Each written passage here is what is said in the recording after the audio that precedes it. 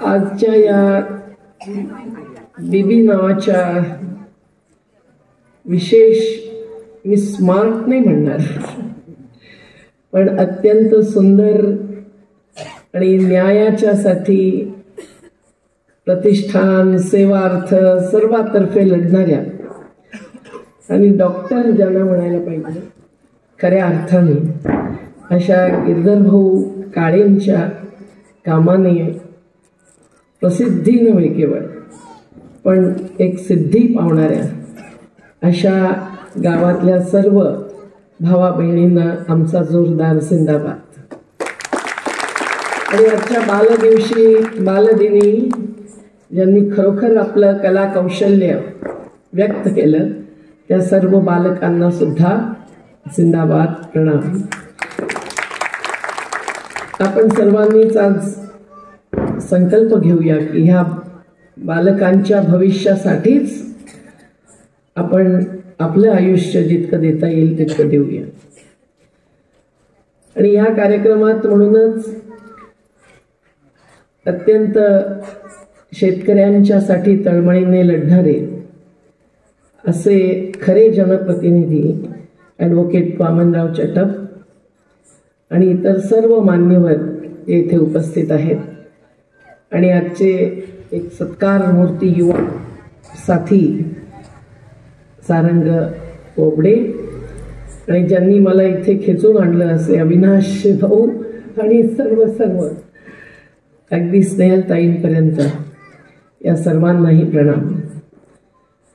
आज मित्रांनो तुम्ही जीवन गौरव म्हणताय, पण खरं तर मी या क्षेत्रामध्ये बऱ्याच दिवसानंतर आलेली आहे, काही वर्षानंतर आलेली आहे आणि इथल्या सर्व परिस्थितीचा एक अभ्यास अंदाज घेण्यासाठी आलेली आहे. जे ॲडव्होकेट लालसू नगोटींसारख्या अनेकांशी झालेल्या चर्चेतून करत करत तुमच्या बीबी गावात पोहोचले आहे. खरोखर जीवन गौरव म्हणायचं तर मग जीवन अजून पूर्ण तर झालेलं नाहीच आहे. आणि आम्ही जाणतो आहोत की कुणीही एकटं माणूस लढू शकत नाही, कुठलंही कार्य करू शकत नाही. अगदी एखादा आपला भाऊ पुढे जातो, बरंच काही कमावतो, पण त्याच्या मागची जी स्त्री असते तिचं मातृत्व, तिचं कर्तृत्व, तिचं नेतृत्व हे पुढे कधी येत नसतं. जो विशेष त्याला पुढे आणतो तिला, त्या भावाला आपण खरोखर मानतो. आज हेच सांगावंसं वाटतं की हा पुरस्कार देताना लक्षात ठेवा की पुण्याभाऊ वसावे एक प्रतिनिधी म्हणून आलेले आहेत, त्या जनशक्तीचे, ज्या जनशक्तीने सुद्धा आपल्या जीवनाचा फार मोठा हिस्सा आमच्या आंदोलनाला दिलेला आहे. आज आमची कमळू जीजी येणार होती, 65 वर्षाची, नेमकी आजारी पडली. श्यामा मछवारा येणार होती, तिला नेमकं 12 तारखेलाच पॅरालिसिसचा अटॅक आला. या 2 महिला वक्ता इथे आल्या असत्या तर तुम्ही खुश झाला असतात. आणि पुण्याभाऊंनी जे आपलं मनोगत व्यक्त केलं, त्यांची भाषा भिलारी असताना मराठीमधून तेही आपल्या हृदयापर्यंत पोचलं असेल अशी मी आशा व्यक्त करते.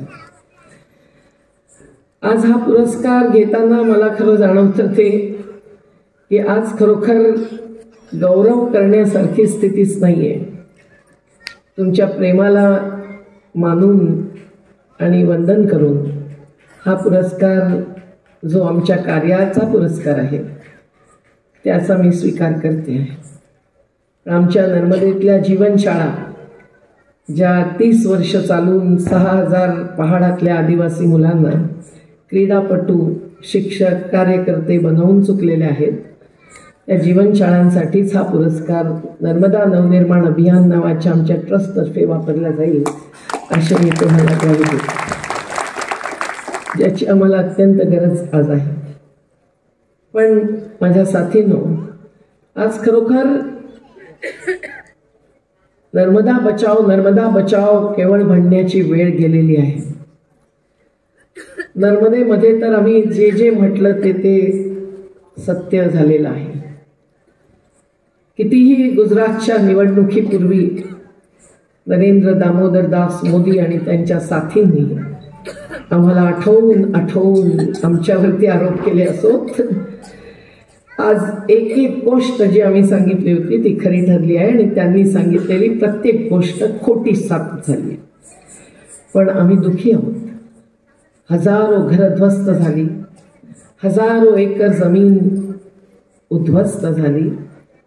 या वर्षीच्या पावसाळ्यामध्ये तुमच्यापर्यंत बातमी पोचली नाही, गोदी मीडियाने पोचू दिली नसेल, परंतु पंतप्रधानांच्या जन्मदिवशी समारोह करण्यासाठी म्हणून त्या महाकाय धरणाचे दरवाजे न खोलणं आणि तुम्हारा जन्मदिन हमारा मरण दिन असं म्हणण्याची वेळ 150 गावांपर्यंत येणं, जी महाराष्ट्र आणि मध्य प्रदेशातली, पण अधिकांश मध्य प्रदेशातली मोठमोठी बीबीसारखी गावं, आणि ते गेट्स खोलल्यानंतर उशीर झाल्यामुळे लाखो क्युसेक्स पाणी हे गुजरातच्या भरूच अंकलेश्वर सारख्या शहरामध्ये घुसणं, तिथली शेतीच नव्हे तिथली हजारो घरं बुडणं, तिथली तीर्थ परिक्रमावासी ज्याच्यातून निघतात ती नष्ट करणं,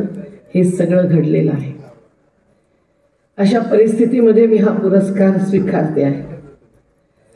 पण हे स्वीकारताना केवळ नर्मदा बचाव नव्हे, तर आता प्रत्येक नदी बचाव, जल जंगल जमीन बचाव, जनतंत्र लोकशाही बचाव, संविधान बचाव असं आपल्या सर्व प्रेरक मार्गदर्शकांच्याकडून जे आपण शिकलो आहोत तेच हृदयामध्ये साठवून आपल्याला म्हणण्याची गरज आहे.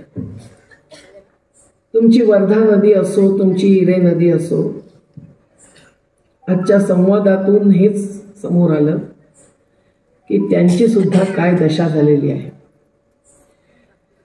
तुमच्या आदिवासी क्षेत्रातलं आणि इतर सर्व समाजातल्या शेतकऱ्यांचं भवितव्य काय राहणार आहे हे कळण्यासाठी सुद्धा ॲडव्होकेट लालसून पासून सर्वांच्या मार्फत अगदी सखोल अभ्यास करण्याची गरज निर्माण झाली. आणि म्हणून नर्मदा बचाव म्हणताना आम्ही जेव्हा आता देश बचाव देश बनाव म्हणतोय, त्यासाठी भारतभरच्या यात्रा आमच्या जन आंदोलनांच्या राष्ट्रीय समन्वयातर्फे करून चुकलो आहोत. ते या चंद्रपूर आणि गडचिरोलीच्या क्षेत्राचं आजची स्थिती पाहता खरोखर संदेशाचंच वाक्य आहे. कारण ज्या तुमच्या ध्वस्त केल्या जाणाऱ्या जमिनी, ज्यांच्या जमिनी कोल इंडियासाठी घेतल्या जातात, त्या भगिनी तिथे बसलेल्या आहेत हे मला आत्ता सांगितलं. दुपारी कळलं असतं तर मी तिथे जाऊनच आले असते. आणि गडचिरोलीतही आज जाता येत नाहीये. परंतु अगदी अल्ट्राटेक असो की JSW जिंदालची असो, या सर्व कॉर्पोरेट्सनी केलेलं एक प्रकारचं आक्रमण, इथल्या खनिज संपदेवरती लक्ष देऊन कशा प्रकारे या निसर्गाशी एक प्रकारचा खेळ खेळत आहेत हे समजणं अत्यंत आवश्यक आहे. मी खरोखर अविनाश भाऊंपासून दीपक भाऊंपर्यंत ज्या ज्या युवकांशी आज संवाद झाला त्यांची संवेदना ही फार महत्वाची मानते. आमचा तुम्ही जीवन गौरव करताय म्हणजे आमचं जीवन आता गेलं जवळजवळ असं म्हणताय, पण ह्यांना पूर्ण जीवन जगायचंय आणि त्यासाठी त्यांनी हे सगळं जे समजून घेतलेलं आहे, अगदी दिवाळीच्या दिवशी सुद्धा फटाके मुक्त करण्यापासून स्वच्छता अभियान खऱ्या अर्थाने चालवण्यापासून ते इथल्या पर्यावरणाच्या संबंधी, इथल्या आजीविकेच्या संबंधी, आदिवासी म्हणजे मूळ निवासी जे म्हणता आहेत त्याला सुद्धा समर्थन देण्यापर्यंत जे काही कार्य सुरू केलं आहे आणि चालवलं आहे त्याला मी सलाम करते. आज हे अत्यंत आवश्यक आहे. कोरोनाच्या वेळेस धनिकातले धनिक मृत्युमुखी पडली. पण आमच्या सातपुड्यामध्ये या हिरव्या व्हेंटिलेटर्समुळे एकालाही कोरोना झाला नाही. आमच्या जीवनशाळा आम्हाला बंद करायला लागल्या नाहीत. आमच्या जीवनशाळा चालू ठेवण्याची मंजुरी जिल्हाधिकाऱ्यांना द्यावी लागली. पहा कसं असतं निसर्गाचं देणं. आणि हे जे व्हायरस शिरतात, आता ते बिल गेट्समुळे शिरले याच्यावरती बरंच लिहिलं गेलंय, सारण भाऊंना सांगणं आवश्यक आहे. पण हे जे व्हायरस येतात ते कशामुळे येत आहेत? ते खरोखर निसर्गदत्त आहेत की मानव निर्मित अवस्थेचे प्रतीक आहेत? आज आपल्या धरेच्या खालचं सिमेंट असो, कोळसा असो, लोह म्हणजे लोखंड असो, हे सगळं काढत असताना आपणही समजतो की आपल्या आयुष्यातल्या अन्य वस्तूंसाठी, अनेक वस्तूंसाठी ह्याची गरज असते. आणि जीवन प्रणाली अशी बदललेली आहे की साधं मातीचं घर बांधून राहणारी माणसं ही सुद्धा आता हाय राईज बिल्डिंग म्हणजेच विकासाचं प्रतीक असं मानू लागलेली आहे. तेव्हा मग सिमेंट अधिकाधिक हवं, प्रत्येकाला अधिकाधिक ऊर्जाधारित विकास हवा. म्हणून अगदी कोळशापासून 60% आपल्या देशातली वीज बनते, तर मग ती बनायलाच पाहिजे असं वाटावं. पण ह्या सर्वाचे परिणाम काय आणि कोण भोगत आहे? केवळ आदिवासीच नाही, आपण सर्व भोगतो. आज तुमचं सर्वात गरम असं जिल्हा चंद्रपूर जिल्ह्यातलं, याबद्दल काय म्हणावं? हे स्मार्ट जिल्हा म्हणावं, हा स्मार्ट प्रदेश म्हणावा, की हा जलवायू परिवर्तनाचा आघात झेलणारा प्रदेश मानावा? याचा विचार करण्याची गरज आहे. 7 सार्वजनिक म्हणजे सरकारी औष्णिक विद्युत प्रकल्प तुमच्याकडे असताना आणि त्याच्या पलीकडे सुद्धा अधिक क्षमता वीज निर्माणची या एका चंद्रपूर जिल्ह्यामधून निर्माण करताना काय आघात होतो आहे जीवनावरती, हे आदिवासी तर जाणून लढताच आहेत. पण ज्या शेतकऱ्यांसाठी वामनराव चटपांसारखे सर्व लढत आले, त्यांच्यावरही काय परिणाम होतो आहे, पिकावर काय परिणाम होतो आहे, हवामान बदलल्यामुळे जीवनावर काय परिणाम होतो आहे, जगण्याच्या साधनांवर काय परिणाम होतो आहे, हे विचारात घेण्यासाठी आपण प्रत्येक जण अगदी पर्यावरण शास्त्रज्ञ बनण्याची गरज नाही. कालच आम्ही तापीच्या किनारी होतो. आमचे शेतकरी 183 दिवसांपासून बसलेले आहेत. बारसू मधले आदिवासी, बारसू ने लालसूबाईंच्या बरोबरचे आदिवासी गडचिरोलीमध्ये, सुरजागड मध्ये 250 दिवस बसलेले आहेत. हे सर्व विकास विरोधी आहेत का? हे राष्ट्र विरोधी आहेत का? हे अर्बन नक्षल आहेत का? हे माओवादी आहेत का? हे अहिंसक सत्याग्रही आहेत. आणि ते सत्य कुठलं, हे आपण ज्या वेळेला धरातळावर उतरून पाहतो, मोठमोठे नेते आणि सत्ताधीश वरूनच पाहतात, तेव्हा आपल्यालाच कळतं. तापीच्या किनारी औष्णिक विद्युत प्रकल्पामुळे 210, मग 500 आणि आता 660 मेगावॅटच्या जी काही राख उडून केळ्यांवरती, प्रत्येक फसलवरती, पिकावरती एक प्रकारचं आच्छादन निर्माण करत आहे, ते त्या शेतकऱ्याला 60% नुकसान भोगायला भाग पाडत आहे. काल तुमच्यासारखी महिला शक्ती, जिला मी खरोखर सलाम करते, महिला शक्ती आई है नई रोशनी लाई है, ही केवळ घोषणा नाही है, ही वास्तवता आहे. ज्या वेळेला त्या महिला तिथे हजर झाल्या आणि मीही पोचले, तर अधिकारी सर्व उपस्थित राहून 183 दिवसानंतर का होईना 3 तास प्रत्येक प्रश्नाला उत्तर द्यायला त्यांना भाग पाडलं गेलं. पण कुठले प्रश्न आणि कुठले उत्तर? खरोखर केवळ एका पुरस्काराला उत्तर देणं मला शक्य नाही. हे सर्व प्रश्न जे आज देशापुढचा एक आव्हानात्मक कार्यक्रम आहे, जे आपले सगळे शेतकरी कष्टकरी त्याच्यामध्ये शेतमजूरही आहेत आणि सर्व महिला आहेत ज्या अन्नदात्री आहेत आणि शेतकरी अन्नदाते आहेत, या सर्वांना भोगावं लागत आहे. त्याचा आज विचार केला नाही तर 1500 वैज्ञानिक जगातले जो इशारा देत आहेत, गेल्या 10 वर्षात किती वादळं आली, किती तुफान आले, किती दुष्काळ आणि पुराचं चक्र लोकांनी भोगलं. बंगालपासून केरळपर्यंत, महाराष्ट्रातल्या कोकणापासून रायगडपर्यंत, कोल्हापूर सांगलीपर्यंत याचा विचार करण्याची गरज आहे की नाही हे आपल्याला समजलं पाहिजे.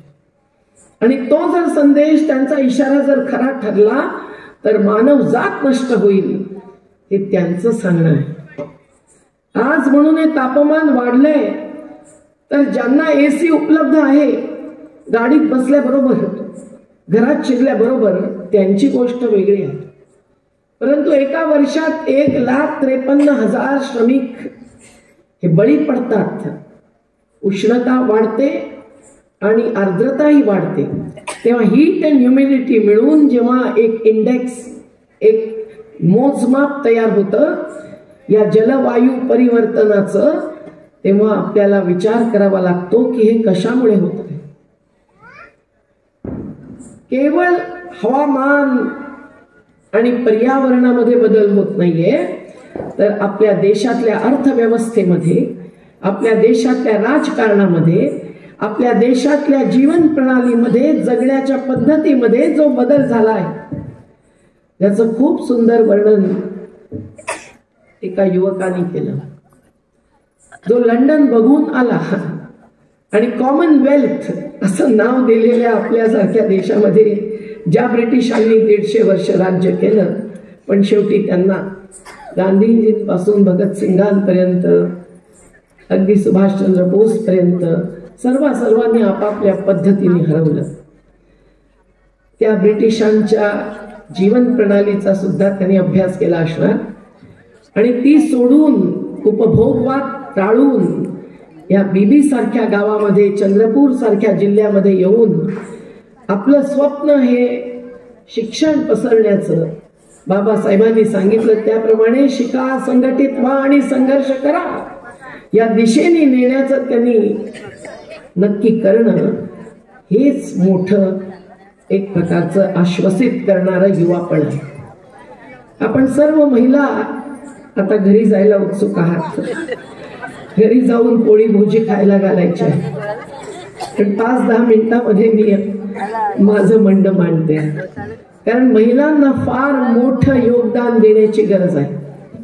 त्याच ठरवतात आपलं मूल कसं वाढावं आणि कसं वाढू नये, त्याचे विचार कुठल्या दिशेने जावे आणि कुठल्या दिशेने जाऊ नये. रेशनसाठी तडफडणाऱ्या गरीब महिला या देशातल्या आज महाराष्ट्रातल्या 14 जिल्ह्यांमध्ये रेशन व्यवस्थेपोटी अन्नधान्य देण्याच्या ऐवजी आम्ही तुमच्या अकाउंटमध्ये, बँक खात्यामध्ये थोडेसे पैसे टाकू, असं नीती आयोग ज्याला नाव दिलेलं आहे मोदी सरकारने, पण जे कुनीती आयोग किंवा कॉर्पोरेट नीती आयोगासारखं वागतं आहे, त्यांनी घेतलेल्या 2016च्या निर्णयामुळे होत आहे. पण हे असे पैसे थोडेसे चारा घालून, जे इसलिए राह संघर्ष के हम चुनेचं गीत ऐकवलं, त्याच गीतामध्ये चीट कर थोडा चारा कोई उम्र की, हर खुशी बीन ले हम नहीं चाहते, हे आमचं म्हणणं आहे. ते म्हणणं साबित केल्याशिवाय राहणार नाही, कारण तो पैसा दारूच्या दुकानावरतीच जाणार.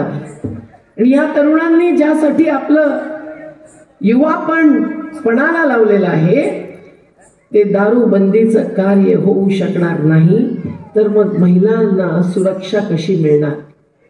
बेटी बचाओ बेटी पढाओ असं म्हणून केवळ सुरक्षित होणार नाही स्त्रीत्व या देशातलं. आणि म्हणून खरोखर या देशातली राशन व्यवस्थाच बदलत नाहीये, पण मध्य प्रदेश झाला आहे मध्य प्रदेश. गुजरातमध्ये तुम्ही दारूबंदी करता, तिथेही मोबाईलवरून घरपोच दारू मिळते. पण इतर देशांमध्ये, इतर राज्यांमध्ये का नाही होत? चंद्रपूर सारख्या जिल्ह्यामध्ये पारोमिता गोस्वामी सारख्यांनी पूर्ण संघर्ष करून, प्रबोधन करून जी दारूबंदी आणली होती ती तुम्ही का मागे फिरवता? मग महिला तुमच्या लाडली बहिणा आमच्या मध्य प्रदेशमध्ये शिवराज सिंग चौहान म्हणतात तशा होऊ शकत नाहीत. उलट महिलांवरती सर्वाधिक अत्याचार होऊन अधिकांश विधवा महिला या दारूमुळे विधवा झालेल्या आहेत. हे आमच्या सर्वेक्षणातून आम्ही साबित केलेलं आहे. मित्रांनो, का होतंय हे सगळं असं हे पण आपण जाणतो. आजची अर्थव्यवस्था या देशातली या संविधानाच्या आधारावरती चालतच नाहीये. या संविधानावरती हात ठेवून शपथ घेणारे जनप्रतिनिधी हे जनतेचं भोजन, राशन, वेतन, पेन्शन याबाबत चिंता नाही करत.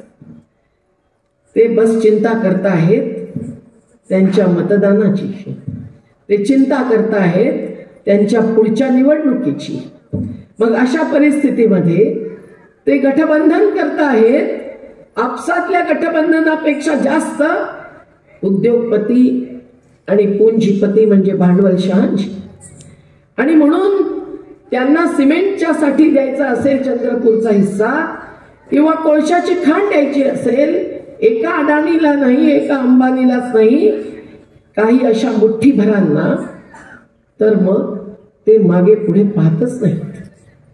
ते विचारच करत नाहीत. ते कायद्याचं पालन करत नाहीत. ते पर्यावरणावर आणि समाजावर जो परिणाम अशा प्रकल्पांमुळे होणार आहे त्याचा विचार करत नाही. आणि जे भुक्तभोगी असतात ते लढतात. इतरही अनेक जण सुशिक्षित असून सुद्धा अशिक्षितासारखे चुप बसतात. हे सुद्धा या युवकांच्या प्रेरणेनेच बदलणं शक्य आहे आणि बदलणं आवश्यक आहे. आणि हे जर बदलायचं असेल तर आपल्याला आजची परिस्थिती स्पष्टपणे समजून घेण्याची गरज आहे. या अल्ट्राटेक सिमेंट फॅक्टरीला माणिकगड सुद्धा ज्यांनी विकत घेतलेला आहे, आम्हाला सुद्धा प्रत्येक ठिकाणी सवाल करावे लागत आहेत. त्यांनी कसे खोटे अंगुठे घेतले आदिवासींचे मध्य प्रदेशातले आणि त्यांना उद्ध्वस्त करून टाकलं. त्यांनी कसे राजस्थान मधल्या कोटपुतळी जिल्ह्यामध्ये एकेका गावामध्ये अशा दरारी, म्हणजे काय म्हणू आपण त्याला, क्रॅक्स पडत पडत त्यांच्या ब्लास्टिंगमुळे कसं आयुष्य बर्बाद केलेलं आहे. तिथे आजही राजस्थान मधल्या महिला जवळजवळ 200 दिवस बसलेल्या आहेत. त्याचा संपूर्ण अभ्यास आम्ही करून घेतला. पण मग पोल्युशन कंट्रोल बोर्ड काय पॉलिटिकल कंट्रोल बोर्ड झाला आहे की काय? ते का नाही घेत? अशा प्रकारच्या परिस्थितीवरती त्यांच्या अधिकाराने आणि त्यांच्या जबाबदारीने कृती कार्यवाही का करत नाहीत? नुसते आदेश देतात, नोटिसास देतात, परंतु थांबवत नाहीत विनाश. आणि म्हणून आम्हाला सिमेंट मायनिंग असो की कोल मायनिंग असो, अजिबातच गरज नाही सिमेंटची असं कोणी म्हणणार नाही. परंतु आज साधी घरं बांधून सुखाने राहणारे असे आदिवासी, असे दलित, असे कष्टकरी या सिमेंटच्या मुळे हाय राईज बिल्डिंग्स, आकाशाला भिडणाऱ्या गगनचुंबी इमारती, ज्या पाश्चिमात्य विकास नव्हे जीवन प्रणालीच्या प्रतीक आहेत, त्यांच्या मागे धावणारा समाज हा त्या निसर्ग निर्भर समाजांना, प्रकृती सह जीवणाऱ्यांना, निसर्ग वाचवून आपल्याला सुद्धा ऑक्सिजन घेऊ देणाऱ्यांनाच उद्ध्वस्त करतो आहे. याला केवळ विस्थापन असं नाव देऊन चालणार नाही. ही बीभत्स गैर बराबरी, ही विषमता जी संविधानातल्या प्रस्तावातल्या समता आणि न्यायासारख्या मूल्यांच्या विरोधी आहे, ती आपल्याला भोगावी लागते. आणि राजकीय नेते अर्थकारण राजकारणाशी जोडून अशा प्रकारच्याच प्रकल्पांना अधिकाधिक प्रोत्साहन देत आहे. आपण जर विचारच केला नाही की गृहनिर्माणासाठी सुद्धा तंत्रज्ञान, ज्या टेक्नॉलॉजीची गोष्ट सारंग सारखे युवा करतात, त्यांनाही मला आवाहन करायचं की सायन्स आणि टेक्नॉलॉजी विज्ञान आणि तंत्रज्ञान याच्यामध्येही फरक आहे. विज्ञान म्हणजे विशेष ज्ञान, ते सर्व आपण घ्यावं. प्रत्येक मुलाबाळांनी बहिणींनी सुद्धा शिकावं. ते सुद्धा खरोखर कार्यातूनच अधिक शिक्षण मिळतं. इंजिनियर्स आमचा एक नळ मोडला तर रिपेअर करू शकत नाही असं आम्ही पाहतो, आणि त्याच्याऐवजी एखाद्या शेतकऱ्याचा मुलगा येतो आणि तो पटकन करून जातो.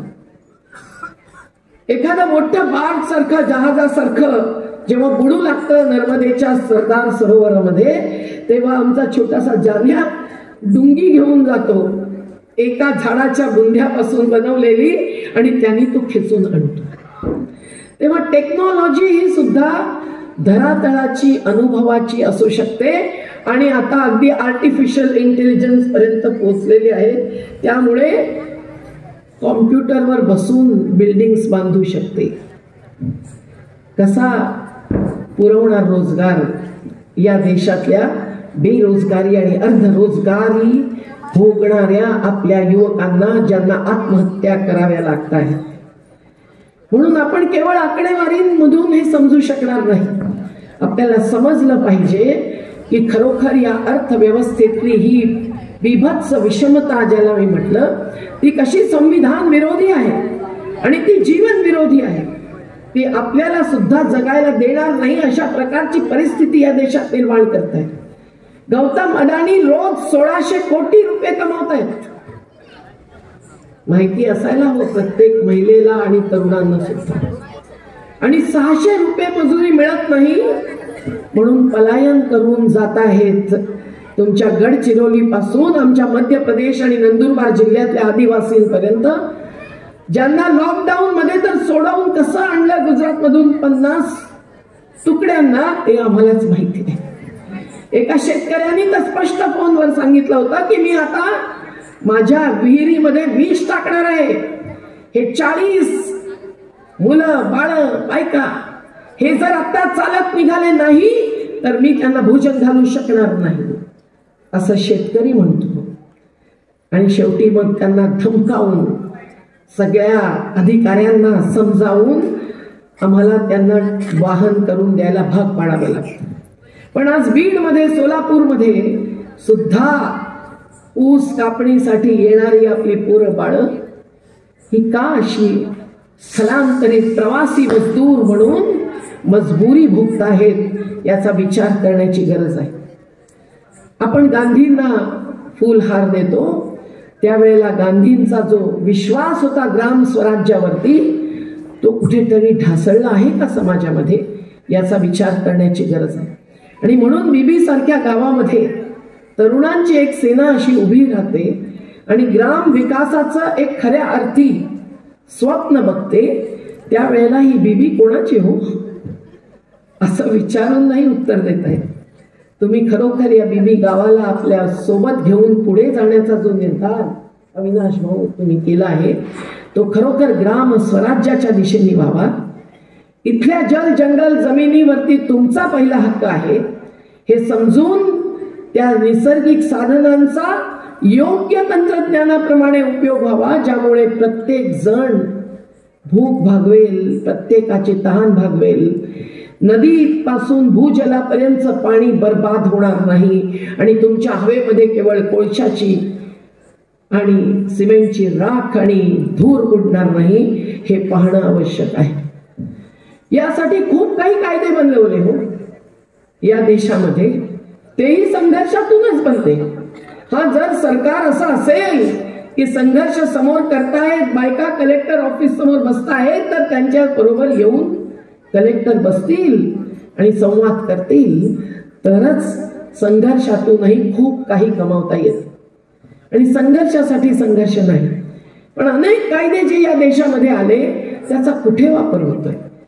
आज कोल इंडियासाठी विस्थापित झालेल्यांच्या पुनर्वसनाचं काय धोरण आहे? 2013 नंतर सुद्धा तुमच्या जिल्ह्यामध्ये जर भूमी अधिग्रहण झालं असेल तर ज्यासाठी जंग छेडून 1894चा कायदा रद्द करायला लावून ब्रिटिशांचा, जो 2013चा कायदा आम्ही सर्वांनी आणला, जयराम रमेशांसारखे मंत्री होते, 6व्या मजल्यावरून खाली येऊन आमच्या बरोबर बसणारे महाराष्ट्रातही आर पाटलांसारखे होते जे खाली येऊन बसत होते, पण आता हा कायदा सुद्धा लागू करणार नाही असं बेधडक सांगून धुडकावून ज्या वेळेला एक एक समाज विस्थापित आणि प्रभावित बाधित होतो आहे, त्यावेळेला हे लक्षात घ्या की जे काही कायदे या देशात आलेले आहेत ते जन आंदोलनांमुळे आलेले आहेत. मग तो फेरीवाल्यांचा कायदा असो, तो असंघटित मानल्या गेलेल्या पण असुरक्षित ठेवल्या गेलेल्या श्रमिकांचा असो, ज्याच्यामध्ये शेतकरी आहेत, शेतमजूर आहेत, पशुपालक आहेत, मच्छीमार आहेत, वनोपजवर जगणारे आदिवासी आणि चरागार गुरचरणावर जगणारे आमचे दलित आहेत, या सर्वांच्या साठी वेगवेगळे कायदे आलेले आहेत. महिलांसाठी सुरक्षा देणारे कायदे आलेले आहेत, पण या कायद्यांचं पालन करणं यासाठी सुद्धा संघर्षाशिवाय दुसरा मार्ग नाही. आणि ज्या वेळेला आज संसद बाह्य राजनीती म्हणून आम्ही जन आंदोलनांची संघर्षाची यात्रा चालत असतो, त्यावेळेला संसदेमध्ये काय होत आहे हे हसावं की रडावं कळू नये अशा प्रकारचं वास्तव आहे.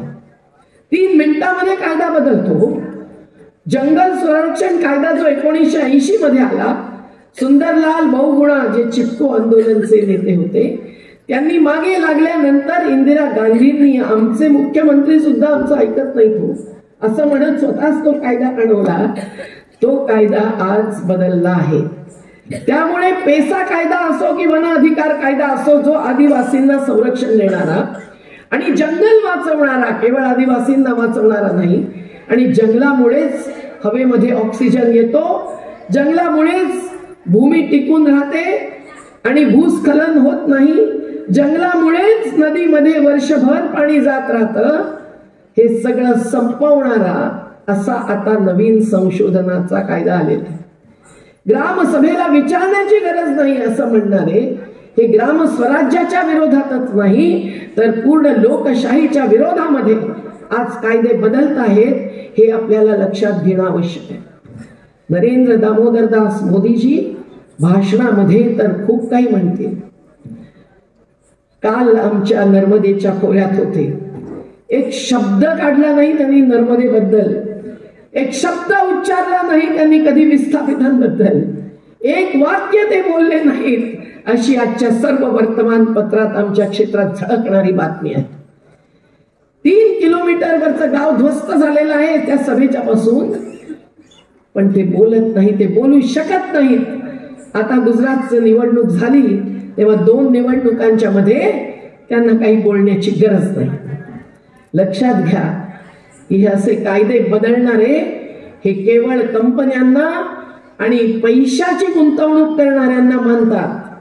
जमिनीची, जंगलाची, आपल्या परंपरेची गुंतवणूक करणारे, जे आपल्या सर्वांना जगण्यासाठी काहीतरी टिकवून ठेवतात पुढच्या पिढीसाठी, ज्या बालकांचा बालदिन आपण साजरा करतो त्या बालकांसाठी, त्यांना ते मानत नाही. कारण पैसा पैसा पैसा, बाजार फुललाय आणि पैसा बोलत आहे, पैसा बोलत आहे, अशी परिस्थिती आज निर्माण झालेली आहे. आणि त्यामुळे जीवन गौरव आमचा करण्यापेक्षा या अशा परिस्थितीमध्ये सुद्धा ज्या महिला लढतात, जे खरोखर आपल्यासाठी या जगातली संसाधनं, जीवन साधनं वाचवण्यासाठी संघर्ष करतात, त्यांना हो हे विकास विरोधी आहे, ते नक्षलवादी आहे, ते माओवादी आहे, ते अर्बन नक्षल आहे असं म्हणणाऱ्यांमुळे आपण भ्रमात पडू नका, हीच माझी नम्र विनंती आहे. खरोखर तेच कुठेतरी ह्या देशातलं संसाधनांच्या वरचं आपलं जीणं वाचवतील, नाहीतर काहीही वाचणार नाही. किती वर्षांमध्ये या देशातला कोळसा संपेल याचा विचार नाही, याची आकडेवारी उपलब्ध आहे. किती वर्षांमध्ये या देशातलं भूजल संपेल आणि त्यामुळे पाण्यावरतीच 3रं महायुद्ध होईल, याबद्दल सर्व आंतरराष्ट्रीय रिपोर्ट्स मध्ये लिहून ठेवलेलं आहे. आपल्याला वाटतं की चला आज जे काही भोगावं लागतंय त्याच्यावरती आपण नुकसान भरपाई घेऊया, पण हे नुकसान कोणीही भरपाई न करण्यासारखं असणार आहे. आणि म्हणून मित्रांनो, आपल्याला खरोखर हे कायदे थोपवण्याचं, जे कंपन्यांच्या बाजूचे आहेत आणि श्रमिकांच्या बाजूचे 44 राष्ट्रीय कायदे झाले, जे संघर्ष आझादी मिळाल्यापासून होत राहिले, त्यामुळे माझे वडीलही त्यामध्येच होते. पण आज त्यातले 29 कायदे संपवून असे 4 कायदे आणणं की कारखान्यांमध्ये, या मायनिंग फॅक्टरीज मध्ये, या थर्मल पॉवर प्लांट्स मध्ये काम करणारे कोल इंडियाचे असोत की रेल्वेचे असोत, या कर्मचाऱ्यांवरती सुद्धा संकट उभं राहणार आहे. युनियन बनवणं, संप करणं, महिलेला गर्भार असताना थोडीशी सवलती देणं, हे सुद्धा होणार नाही आता त्या 4 कमजोर कायद्यांमुळे. काम करताना अपघात झाला, हात तुटला तर किती 105 अशा प्रकारचे आजार आणि अपघात होते, ज्या युनायटेड नेशन्स मध्ये जाऊन आलेले आहेत. त्या युनायटेड नेशन्सच्या इंटरनॅशनल लेबर ऑर्गनायझेशन म्हणजे आंतरराष्ट्रीय श्रम संस्था याच्यामधून निघालेले होते. पण ते 105 आता गेले, आता केवळ 25-30 राहील. प्रत्येक गोष्ट आता बदललेली आहे या आजच्या सत्ताधीशांनी, आणि ती प्रत्येक बदलावची गोष्ट ही केवळ धनिकांना अधिक धनिक बनवणारी आहे आणि जनसामान्यांना नाडवणारी आहे, शोषण करणारी आहे. हे लक्षात घेतल्याशिवाय आपण आपलं कार्य काय करावं या विचाराचं, या प्रश्नाचं उत्तर देऊ शकणार नाही.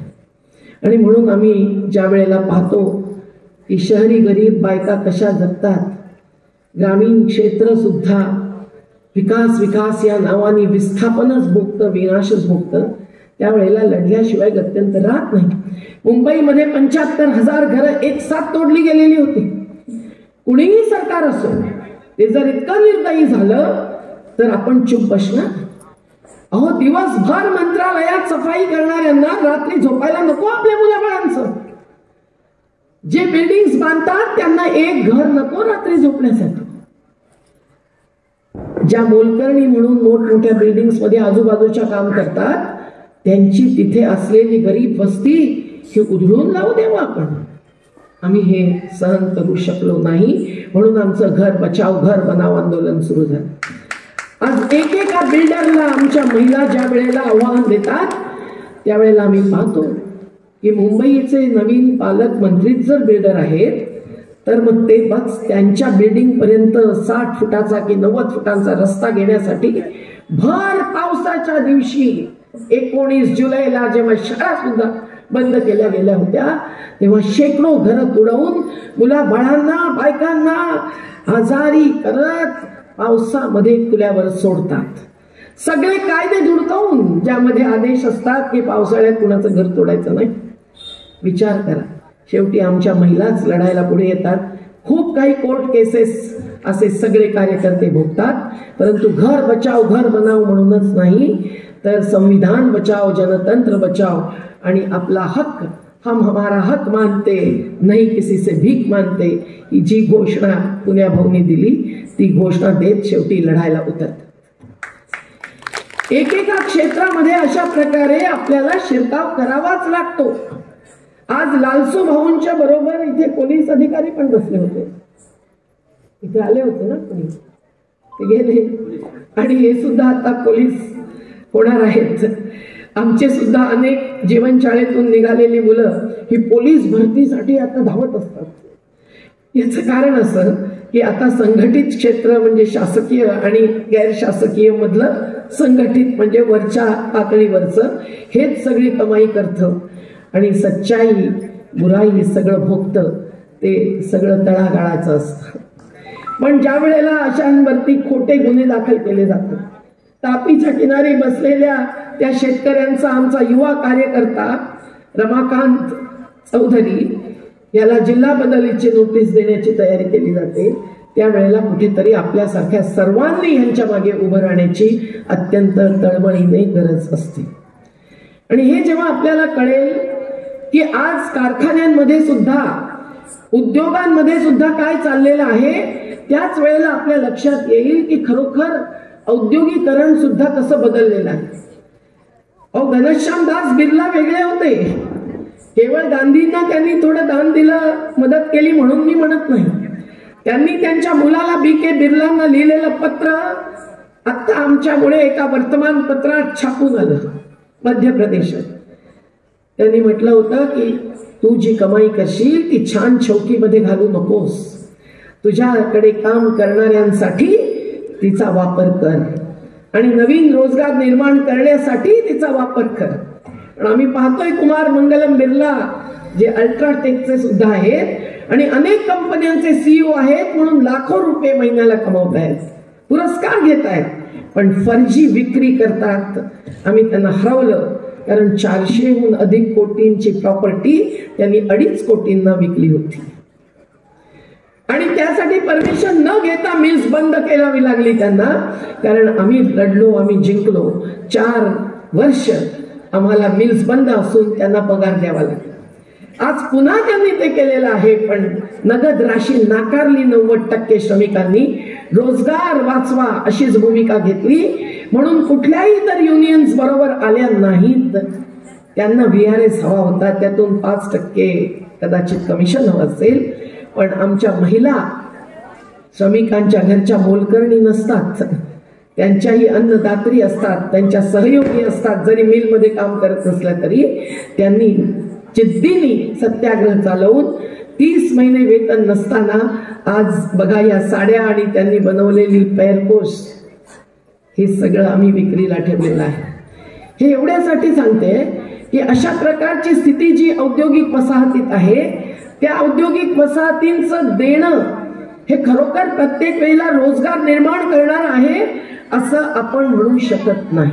आणि म्हणून कुठेतरी जे औद्योगिकरण आज एकेका नदीमध्ये, चित्रा असो ती महाकालच्या किनाऱ्याची उज्जैनची की नर्मदा असो, याचे टेस्ट रिपोर्ट्स हे पाणी पिण्यालायक नाही असं स्पष्ट सांगणारे माझ्याकडे आता आहेत. अशा प्रत्येक नदीला सुद्धा बर्बाद करणारे असे उद्योग की जे निसर्गाशी सुद्धा खेळ खेळतात आणि त्याचा अगदी अभ्यास करायचा असतो, त्याच्या आधारावर मंजुरी घ्यायची असते, पण ती सर्व कायदेशीर प्रक्रिया नाकारतात आणि आपल्या राजकारणाशी गठजोड मधून अवैध आणि गैर बराबरी वाढवणारं असं कार्य पुढे नेतात. त्यांच्या सोबत आम्हाला लढावंच लागतं.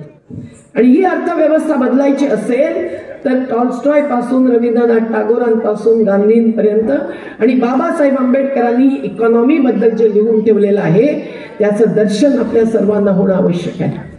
म्हणून आम्ही संविधान वाचा असं तरुणांनाही आवाहन करत असतो. त्यासाठी एक छोटासा पर्चा काढून आम्ही हजारो तरुणांना वाटला की तुम्ही बस 60 मिनिटं द्या आणि या 30 मुद्दे वाचा त्या पर्च्यावरचे, आणखी आम्हाला काही सांगण्याची गरज नाही. पण मित्रांनो, आज तुम्ही मागता की अर्थव्यवस्थेबद्दल, तंत्रज्ञानाबद्दल जे पर्यायी विकासाचं चित्र अत्यंत न्यायपूर्ण आणि पुढच्या पिढीसाठी निसर्ग टिकवणारं, आपली संस्कृती जी केवळ मंदिर आणि मशिदीमध्ये नसते, हो, जगण्याच्या प्रणालीमध्ये असते, ती टिकवणारं असं सगळं जे आपल्याला हवं आहे त्यासाठी आपल्याला संघर्ष आणि निर्माण या दोन्ही मार्गांवरती चालल्याशिवाय आपण काही करू शकत नाही. आज आपण खूप कमी पडतो हे सगळं करण्यामध्ये. म्हणून पुरस्कार घेताना कार्याला तुमचं समर्थन हवं आहे म्हणून आम्ही घेतो, परंतु कुठेतरी मन हलतं, हेलावतं, कारण आपण कमीच पडतो आहे. स्थलांतरित मजुरांना थांबवून खरोखर विकेंद्रित पाण्याचं नियोजन करणं, नदी वाचवणं. आता आम्ही नदी संरक्षण, सुरक्षा आणि पुनर्जीवन असं विधेयक म्हणजे बिल बनवलेलं आहे, कायद्याचा मसौदा बनवलेला आहे, जो लोकसभे आणि राज्यसभेमध्ये आम्ही ब्रह्मपुत्रेपासून कावेरीपर्यंतच्या सर्व नद्यांवरती काम करणाऱ्या भूतपूर्व संसद, शोधकर्ते, कार्यकर्ते सर्वांना सोबत घेऊन बनवला आहे. तो आम्ही पुढे नेणार आहोत. तुम्हालाही तुमच्या नद्यांचं काय होतंय, जंगलाचं काय होतंय, पहाडाचं काय होतंय हे केवळ आदिवासींवर सोडून चालणार नाही. तुम्हालाही याचा विचार करणं आणि कायदे समजून घेणं आवश्यक आहे. मला विश्वास आहे की अविनाश भाऊ, दीपक भाऊंसारखे या बाबतीत सुद्धा शिबिरं आयोजित करतील. केवळ उच्च शिक्षण हे बाबासाहेबांनी सुद्धा सांगितलं की ते केवळ शिक्षणासाठी शिक्षण असता कामा नये. ते शिक्षण हे संघटित होण्यासाठी आणि संघर्ष न्यायासाठी करण्यासाठी एक आधार बनलं पाहिजे. आणि म्हणून मित्रांनो, मी एवढंच म्हणेन की अशा परिस्थितीमध्ये ही सगळी आव्हानं समोर असताना जी अधिकाऱ्यांनी, जनप्रतिनिधींनी, सर्वांनी समजली पाहिजे.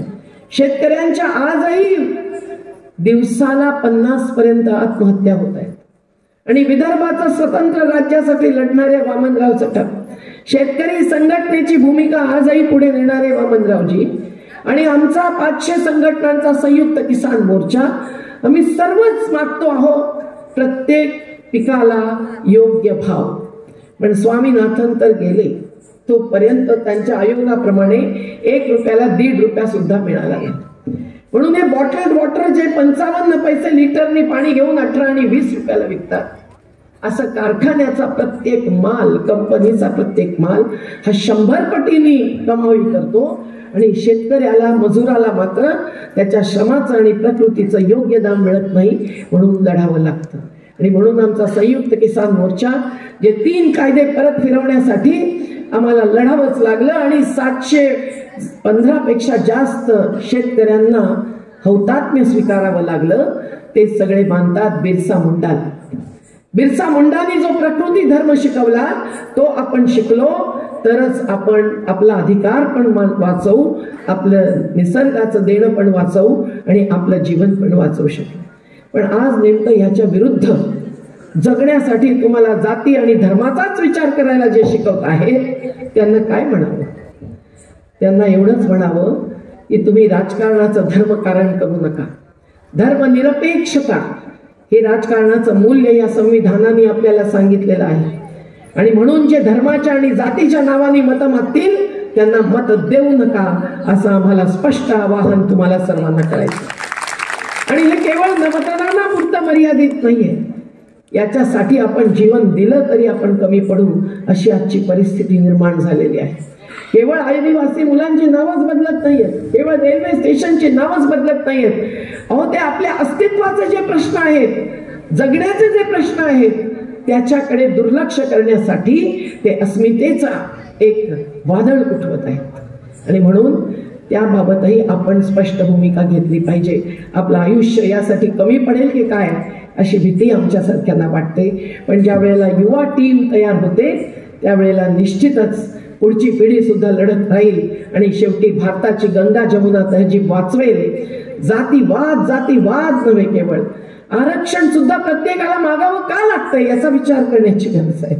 बाबासाहेबांनी 10 वर्षासाठी आरक्षण देऊन नंतर गरज राहणार नाही असं सुचवलं होतं. आज अगदी केवळ मराठा समाजालाच नव्हे, ओबीसीलाच नव्हे, आज पसमंदा मुसलमानांनाच नव्हे, ब्राह्मण समाज सुद्धा आरक्षण मागतो. कुठेतरी सर्वांसाठी म्हणून सार्वजनिक धोरणं ही समतेची आणि न्यायाची बनत नाहीये. देशात खूप पैसा आहे हो. G20 केलं त्या सोनेरी थाळीमध्ये भोजन घातलं राष्ट्रप्रमुखांनी आणि नंतर त्यांना गांधीजींच्या पुढे टेकवलं. पण गांधीजींची जी परंपरा आणि जो एक देणं आहे, जो एक विचार आहे, तो मात्र ध्वस्त करण्यासाठी वाराणसी मधल्या त्यांच्याच जमिनीवरती सर्व सेवा संघाच्या इमारती ज्या होत्या, लाल बहादूर शास्त्रींनी जी जमीन दिली होती ती सगळी ध्वस्त केली गेली बुलडोझर आणून. तेव्हा आज बुलडोझर केवळ मुसलमानांची दुकानं जाळत नाहीत आणि ध्वस्त करत नाही. आज बुलडोझर केवळ ख्रिश्चनांची गरज ध्वस्त करत नाही, तर कुठेतरी आपली एकता आणि एकजुटता ध्वस्त करतो आहे. याला थांबवणं आवश्यक आहे. बुलडोझर कोर्ट बनवू शकत नाही असं ठणकावून सांगण्यासाठी आपण आपल्या मनालाच आवाहन केलं पाहिजे. म्हणून मी तुम्हाला 2 गाण्याच्या ओळी सांगून आता रजा घेते.